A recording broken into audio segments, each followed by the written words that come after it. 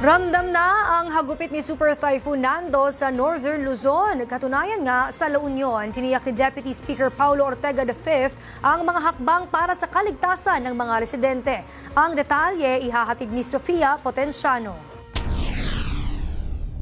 Sa patuloy na hagupit ni Super Typhoon Nando, tiniyak ni Deputy Speaker at La Union 1st District Representative Paulo Ortega V ang kanilang preparasyon para sa bagyo.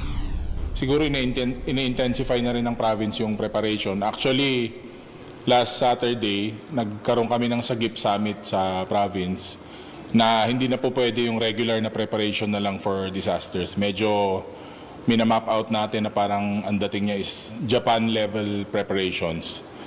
Ayon kay Deputy Speaker Ortega, siniguro din niya ang pag-mitigate sa epekto ng bagyo sa kanilang lalawigan. Dagdag pa ng kongresista, kahapon pa lang ay nagsagawa na sila ng preemptive evacuation sa mga bayan na labis na maaapektuhan ng masamang panahon. Tinatayang nasa halos 200 residente na ang nakalikas sa unang distrito ng La Union.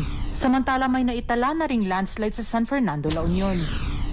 Medyo malaki yung damage na, is around 20 to 28 million kasi yung area na po na yun, parang sa ano na yun, one of the highest points ng aming city.